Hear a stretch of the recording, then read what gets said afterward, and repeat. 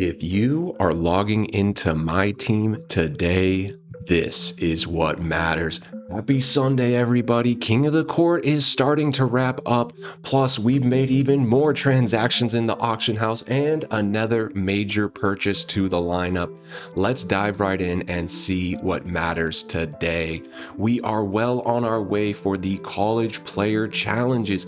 Some of these cards are pretty good. We fully evoed Cameron Boozer. I'm sure you guys have heard about this card. He has kind of set the community ablaze. Very, very good card. I've actually put him into my main lineup as my backup small forward. He is that good of a card.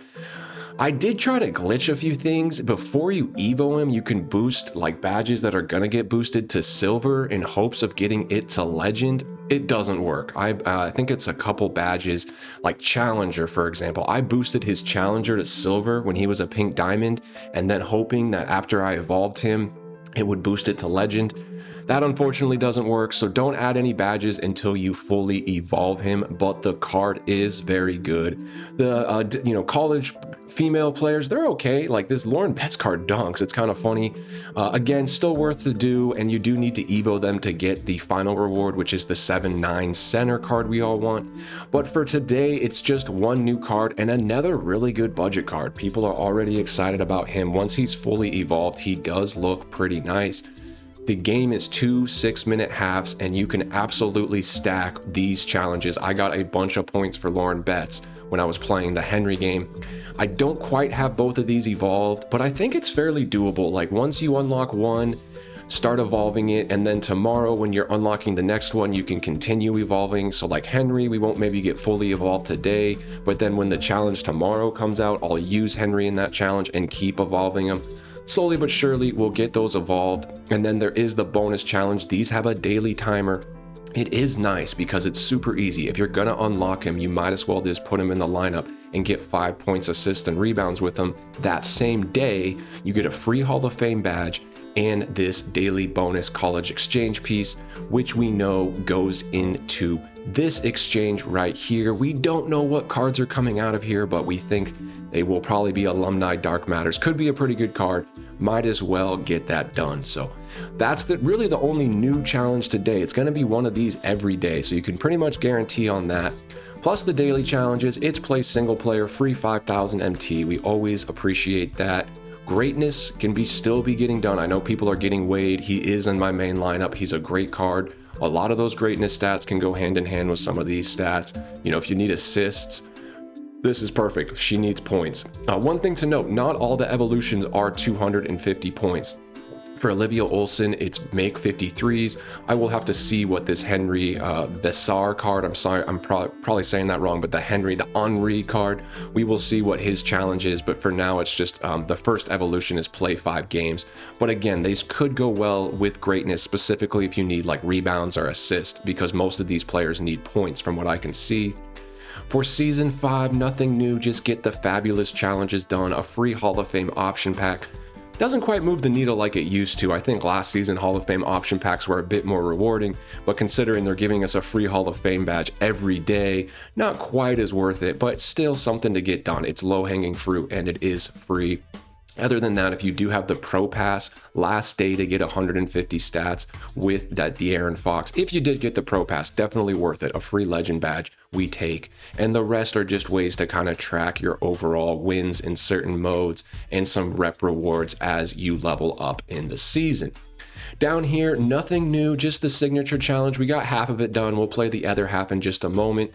This is a good one because you must use WNBA cards. So you can definitely grind some of those college player challenges. I got a lot of points with Lauren Betts and the shooting guard that needs threes in that challenge. This one's men's only, so maybe you wait until you have a few different of the college men's players to get some challenges done in that as well. But for today, to focus on as far as these challenges, just the college player challenges, get your dailies done and keep an eye on that fabulous. Other than that, nothing too, crucial for the day, just that one main challenge. We can tap into the seasons. We do know this is kind of the anchor of the grind. We're slowly getting through it. Just keep an eye out for these double XP coins. Those are really where momentum starts building up. When you get the coin, pop the coin and just start playing, whether it's a domination game, breakout, Keep in mind, as the timer goes down, as long as you start the game while the timer's still active, you can start a game with 5 seconds left in your timer and you'll get double rep for the whole game. What people like to do is just grind away maybe and break out during the duration of it, and then at that last minute maybe start a domination game just to get a double XP domination game. And we still can get double rep throughout the day just by having any college player in the lineup. Definitely worth it depending on what you're grinding, but keep an eye on that. For play modes, we've been diving into Showdown. We played one this morning for the King's Theme Team. That will be releasing either today or tomorrow morning. We'll get episode 5 of the King's Theme Team out. Showdown has been a lot of fun. I mean, my mindset is I need to get 15 wins per 7 days. That will get me more than enough of the 75. So I'm kind of trying to get ahead of pace a little bit. You can see I have 14. Some of those are from receive extra wins. We got a couple of these, which is pretty cool. And so use those strategically. But yes, just keep track of your wins. I mean, it's a 6-week grind. We have plenty of time. I'm trying to parcel it out around 15 wins a week. That would be more than enough, of course. And I'm already up to 14, so we've had a great start. But yeah, I figured I should start strong on Showdown. And really, I recommend that for whatever mode you're going after, whether it's Breakout, Triple Threat Park, always just kind of try to start the season strong to set yourself up at the end of the season where you don't feel like you're chasing. So for today, nothing too crucial to highlight. If you want to play King of the Court, I don't quite think the rewards are there. Ty is back on the leaderboard. We saw yesterday he was in second behind that Jekari player. He has supplanted him or surpassed him, and he's at a very high score, 14,400. We've seen that be a winning score, so gonna be tough. It looks like Ty might go for the 9-peat. I don't even know if there's a term for that. We might have to make up a term. But yes, a 9-peat. I'll probably just play Showdown or something else or Breakout. I am working through these Breakout boards. It is a great way to do these college player challenges. Here's my grind lineup. Just getting games played with him. I need a few more games played and then I can evolve him. And then I just need a few more points with her and I can evolve her. And just kind of down the line, I need a few more threes with her. So kind of just, slowly but surely getting it done. And it's working. It is working. So between Breakout and the challenges, I'm getting those done. And then I'm playing Showdown. That's my personal grind. But let's check out the park because it is Sunday and there's no festival today. So are they going to give us anything? I am the MVP of this court. We haven't been playing much park yet this season, mostly focused on Showdown. But for today, for a 5-game streak, let's see, just 5,000 MT. Somewhat worth it, but definitely not like a needle mover. I wouldn't say prioritize park over, any other mode that you're actually grinding for a season exchange piece. If it is park, then go for it. But if you're, hey, I'm going to mostly play Showdown today, no reason to pivot to park. During a festival, we may pivot to park on Sundays for those, 5-game win streak pieces, but today is not that day. So feel free to really play any mode that you'd like. Of course, get your exhibitions done. We've got all the ones we can. This one, I need a lot of Battlegrounds players. I don't even have any Battlegrounds players, so I have that wild card exhibition one, but it's just not quite enough. So a couple exhibitions I can't get done, but that's okay for now. So just focus on whatever mode you're, grinding towards. Keep getting that season piece, the season event completion piece. It is worth it. And into the exchange, one thing to call out, last day to use your All-Star Festival pieces was in MJE's live stream. He's a really cool live streamer today, and he's like, oh, I forgot to get JaVale McGee. Well, you got 22 hours, so go ahead and lock in and get whatever you want out of this. I had a few extra Amethyst pieces and just took a Game Changer pack. Nothing too crazy, but might as well get everything you can out of there. And as far as the other exchanges, maybe we get wild gems. People have been murmuring about wild gems. I don't see it. You can see they didn't even do one in season 4. Will we see season 5 wild gems? Don't hold your breath by any means, but these are the rewards for the season 5 event completion, and it is worth it. This Danny Manning is really good. Even just getting legends or 50k MT we will take, and this is where you will eventually put in those daily bonus exchange pieces for that dark matter. Pack market, nothing new today. We know, these cards have finally settled in and prices are still kind of stabilizing, so we're not trading the fabulous set yet, but there will be some great opportunities. I mean, if we can start buying Harrison Barnes on buyout, eventually he'll get there. He will be a great card to flip. He'll hold his value. He's very meta. The other two cards catching my eyes, the Jalen Suggs, people really like this card, and the Roy Hibbert.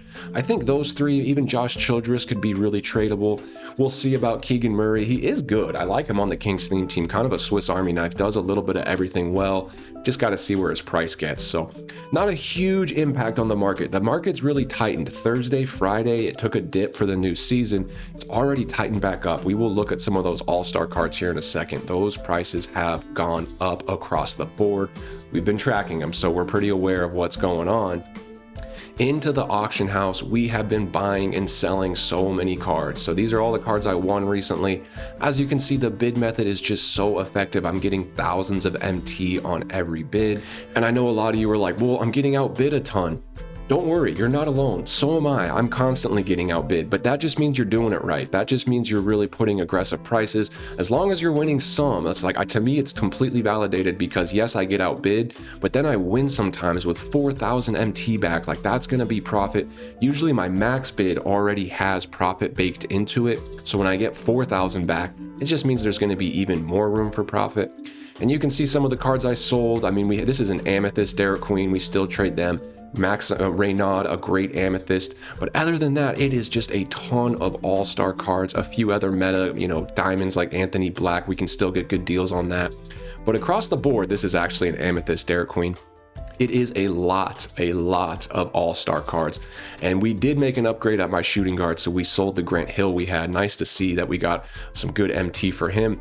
But really, the whole market has gone up. These Grant Hills were in the 70s. Now he's back up in the 90s. The market's tightened. It's gone up, but there's still plenty of ways to make MT. So we are going to clear this out. I'll actually show you what I paid for some of these cards. Like Buzella sells at 20, Bailey at 45, Castle's closer to 60, Sar's closer to 60. He's around 25. He's around 70 now. I mean, so all these guys have quite a bit of profit. Igor was going for 30. Now he's closer to 45. So you can see just aggressive bids, and I'm getting thousands of MT back. Let's clear all these out. We can list a couple cards, and then I'll walk through a few different cards that I think are going to be profitable for everybody. So for cards I'm bidding on, I'm still bidding on these all-star cards, and I know that their value, they've gone up. Like we can really look at the green. I mean, pretty much over the last 2 days, every card in this set has really gone up for the most part. Their prices are almost reaching where they were when they first came out, which is kind of rare. Like this Con Knuppel was 62, 7 days ago when I thought we were very close to his peak, and he's almost re-peaking. He hit this valley right here, and now he's peaking back up. So a really interesting trend, and something we'll pick up on really for the rest of the year. But I'm still aware of their floor prices. Even though their floor prices have gone up, all we need to do is be aware of the floor prices. And that's what guides my bids.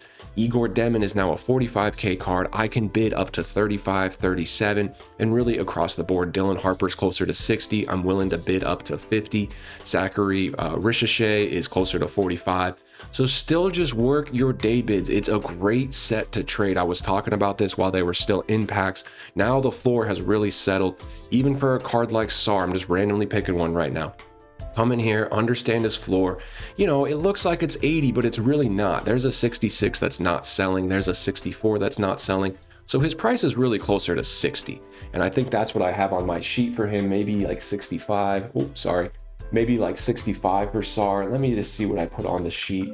I put 75 question mark because there was just not that many up earlier. And that's why I put the question mark. You can see this is what I checked in on this morning. But SAR has a question mark. I'm like, is it actually up to 75? Because even that's a huge jump. I actually think it is closer to like 60, 65. So that's what's going to guide my bid. And I'm going to come in here and look. There's one for 69. That's just too high. But this 5100 or 5100, still plenty of room. If he's a 62K card, I'll bid aggressively, even up to 55. Think that should be good. Maybe I'm a little bit overbid, but we could probably sell him at 65 if we need to. And boom, there is a good chance we're going to get thousands of MT back on that bid, hypothetically. So you all saw the list that I'm working. I mean, this is the cards I've really seen to be profitable just because people are using them. Every one of these cards, I know Kaishan George, not quite as much, but even him, people are using.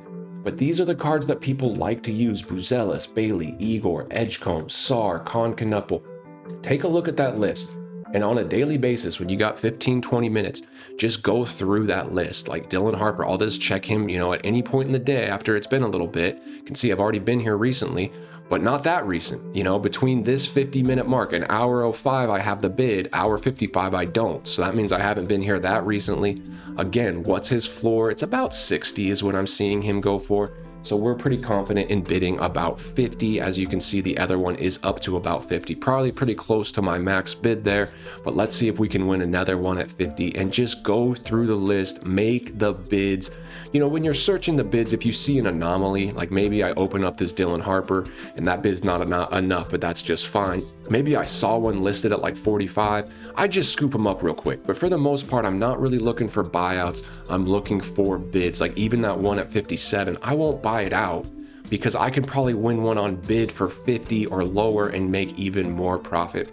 So keep that in mind. Keep trading this all-star set. There is a ton of fruit in this all-star set. Definitely keep focused on it. For the newest fabulous set, I highlighted a few cards. Let's just wait. We can see the pattern. This is a pattern that will likely repeat with this set. We're still on Sunday for this set, right? This is the equivalent of this bar. Their floor is going to happen Wednesday, Thursday. So even for good cards like this Jalen Suggs, who's already down to 25, maybe I bid on a couple, but like I said, a bid now might not be a good deal in a few days. It's already down to like 17, 14. Does this card get down to 10 at his floor? We'll wait, and then I'll stockpile probably Wednesday, Thursday, maybe 4 to 5, and see if we can make some profit. Same with this Roy Hibbert. I think he's gonna get to buyout. There's just a ton on the market. Yep, he's definitely gonna get to buyout. He's already there. If he's a buyout now, this price will keep trickling down. Just wait. This will be a great card to trade. Let's wait for his floor. So new set, we're pausing. All-star, we're really farming. I definitely think there's a ton of value here. And then you can still do day trades on these past sets. You saw I sold an Anthony Black. Always happy to go back to the well. Sold him at 36. So, that's about right. I think the one I had some extra badges. Look at this one. 3 Legends, 10 Hoffs, sitting at 32. It's like, okay, well, he didn't sell immediately, but he's only been up 50 minutes. Would someone buy that for 40? It's kind of a tough call. That's like a close one. I'd rather win him on bid. I'll probably play it safe and pass, but I'll definitely bid on this one. Look at 16 Hoffs, 2 Legends, only at 22. I know he'll sell around like 30. I think this card does sell eventually, but just not right away. So happy to bid maybe like 27 on this card, and I won't make a ton of profit, but maybe some, and hopefully it doesn't even get bid up to 27. So I am looking for these type of cards. Even Aldama, I know he's gone way down, but look at, there's one for 3K. Like even if I sell him for 10K, if I win him at 5, that's huge profit. It's all about making as much profit per card as you can. So I will jump back into these past sets. Dyson Daniels is a great card to trade. What's his floor at? The market's tightened a little bit. Some of these cards might have gone up. This Dyson Daniels has gone up. He was a 25K card. Not saying all these sell at 50, but hey, if you stockpile a few Dyson Daniels, it just goes to show the market goes up. It sometimes does bounce back a little bit. Yes, over long-term cards kind of go down, but there's little waves in between we can capitalize on. Nothing there for a SAR as far as good value, but just keep an eye on these things. Look, I'll go back to Grant Hill. I just sold one today with a bunch of badges. Only 4 cards. Wow. Not a ton of Grant Hills. He is a card that people like to use. Still making a lot of tier lists in that shooting guard position. So those tier lists can be helpful. I know a lot of people put out tier lists, best shooting guards, this and that. Use those as your guides because other people are watching those videos. So Grant Hill makes some guys tier list. I think he was a tier on JC2K's shooting guard tier list video. And so all of a sudden, he gets a little boost. People are like, wait, this is an A-tier card. He's a pretty good deal. So we use those type of things. Community hype is a real thing. When people start hyping up cards, their value does get boosted. So if you hear a bunch of people talking about a card, his value may stay kind of steady, and just keep that in mind when we're trading, because at the end of the day, it is a peer-to-peer marketplace, and just something to keep in mind. Other than that, work your day bids, work the all-star set, wait on the fabulous set, and then you can have a few other key cards you just keep an eye on. For me, it's Derek Queen, the Amethyst Derek Queen. This card has been such a cash cow for me just over the year. I'm just constantly winning, like this one I have a bid. There's only one up. I have a bid, I think, up to like 15. He's 22 hours left. I didn't see that when I bid. But still, if we can win that, that'd be great. And then other than that, I have the only other Derek Queen in the whole market. And I put him up for 22. I got him for like 14, 15. So still making MT on Derek Queen. He's not a 40K card anymore. I know he was for a long time. But for now, he's just a little bit more common. Maybe he gets rare. Wouldn't be surprised if this card gets so rare. Maybe he's a 30K card again one day. But for now, we'll keep day trading him. And the rest of these guys will just flip. It's always good to have some inventory. We'll get all these guys flipped, and I'll continuously be making bids throughout the day. You can see still a good number of bids out there. We did get outbid on one. We can collect that MT for now. So really a good day for the auction house. It's tightened and it's going to keep going up. I actually think this upward trajectory should stay at least through Tuesday. We will see what happens Tuesday. I don't think it will be some major drop that's going to really tank the market. It might not be till next Thursday/Friday. And keep in mind, we may see a festival. We have no festival right now. If they drop a festival next Friday, I do expect a bit of a market dip. There's going to be a bunch of good free cards, all these things. If they don't, if we don't get a festival and we just get one set, depending on how good the set is, this market might stay tight. We've seen a window after the holiday festival, before the what was the Battlegrounds festival. In between that, I think it was a 2-week period that the market really went up. So I actually wouldn't be too surprised if we don't see a festival next week. I wouldn't be surprised if we do, but I'm just saying, if we don't, and this market just stays kind of high and tight for a little bit, it's unknown. So always hedge your bet. Don't carry too much inventory into next Friday. But I do think for the next 3, 4, 5 days, should be really smooth sailing for buying cards on bid and being able to flip them relatively quickly. So little market recap for you. Let me know down below how you guys are making MT. I'm always curious and appreciate you guys, helping me out a little bit. I know it's always especially on the live streams, it's a fluid exchange of ideas, which I really appreciate. And let's type into the lineup. You guys, I've been playing a lot of Showdown, and this is the squad. I actually haven't played one yet with this squad because we have a new addition. We've played a few with Giannis and Kevin Durant. We sold that Grant Hill. That Grant Hill was a really good card, but we sold him. I needed a little more help on defense. I've noticed a lot of guys are running some very shifty guards, and Denny is great, but he's so big. Like, he gets outmatched. If someone's running like an Ant-Man, even that Russell Westbrook, Shea can lock him down, but it's nice to have a second lock. So we really just needed a defensive specialist. And is there anyone better at defense than Scottie Pippen? I was debating between him, Jaylen Brown, Ron Artest. Ron Artest's Dark Matter was just very expensive. Jaylen Brown was good, but people weren't loving his jump shot. I decided to go for the beast Scottie Pippen. I really like this card art, some amazing card art. I was like, I need one beast card. And of course, the defensive stats are just absolutely elite. 99 perimeter defense, 99 agility, just what the doctor ordered. And we were able to nab one with a ton of legend badges: Legend Ankle Assassin, Deadeye, Dimer, Glove, Interceptor, Lightning Launch, and the rest are all Hall of Fames. Really a top tier Scottie Pippen. So I'm guessing when people, see my lineup in Showdown, they're like, geez, what a squad. This guy, is doing who knows what. Maybe they think I'm a Hall of Fame credit card, which really couldn't be further from the truth. All we do is buy the Pro Pass. I have not opened one pack this year from like opening up the wallet. Yeah, you get a little VC from the Pro Pass, but we haven't got anything good out of that. So this is a Pro Pass lineup with a ton of auction house work. But yeah, essentially, it gets to that point. You get enough MT, you can start buying almost any card you want. Between these 4 cards, it's crazy to say we spent 4 million MT. This was 2 million. This was 1.5 million. Actually, we spent 5 million MT. These 4 cards, 1 million, 2 million, 1.5 million. So that is what, 4.5 million total plus 500,000 for Scotty. So that is a $5 million lineup just right there, guys. Pretty insane to say, but it's just what happens from grinding the auction house, staying consistent. And we got to use this lineup. I'm going to be hopefully making some content with this lineup. Maybe a Road to Tier 1 series. Would you guys like that? I do want to mix things up on this channel a little bit. I know we have the King's theme team, and there's only so much time in the day. You know, I want to keep on the daily videos, but sincerely asking you guys, you know, what would you like to see from this channel? Would a road to tier 1 with a little bit more gameplay be interesting? You know, in a company with the daily videos and the King's theme team, maybe we do one video for King's theme team, one video for road to tier 1, something like that.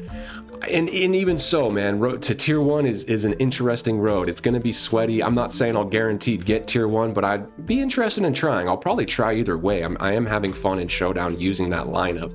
You got the cards, you might as well use them. So let me know down below like what you would like to see, and if you guys are interested. You know, on live stream you guys are always asking for Showdown games, and I'm happy to do that. So maybe on live I play with this lineup a bit more, or maybe I start making some series. But yeah, really proud of this lineup. It is a fun, glitchy lineup. This Carlos Boozer is a really good card. Decided to replace Jaden McDaniels. You know, a lot of options, and we put D Wade in this lineup again for those shifty guards. It's like some people run those top meta lineups all the time, and they want 6'9" at shooting guard and, you know, size everywhere, which is essentially me. I mean, I have size everywhere. But then you'll run into these dribble gods that use Steph and Anthony Edwards and smaller guards, and they can cook past these 6'9" shooting guards. That's where Wade comes in. That's where hopefully Pippen's going to be an upgrade over Grant Hill. Grant Hill was 6'8". His defense isn't his specialty. So that was kind of the switch up there. But overall, like where the lineup is at. With that, guys, it's a great Sunday just to grind the game. I definitely recommend getting these college player challenges done. That's going to be a fun anchor of the season just with that, getting to level 40 and getting some season event pieces. So I would focus on that, play the modes that you're having fun with, keep building out your lineup to make it as good as possible, and keep working on your auction house strategy. I do believe this is a key part of the game, at least for my strategy. You can do so many things when you start understanding the auction house. You know, obviously I kind of take it to the next level with some of these transactions. I'm just buying and bidding so much every day, but y'all can scale it down. You don't have to do as much as I do, and you can still be making 10, 20, 30K extra MT just from a few bids here and there, or scale it up. I still play the game a lot. Some people I'm like, look, you could turn this into a full auction house simulator. If I didn't even really grind the game and just focused on auction house, who knows what would be possible. I like to do a little bit of both, as you guys know. So appreciate y'all. Thank you for tapping in. Please do like and subscribe. It means a lot. You know, the channel is on a good path. We're having a lot of fun, and I just want to keep evolving with it. So I hope everybody has a great Sunday. Much love and peace.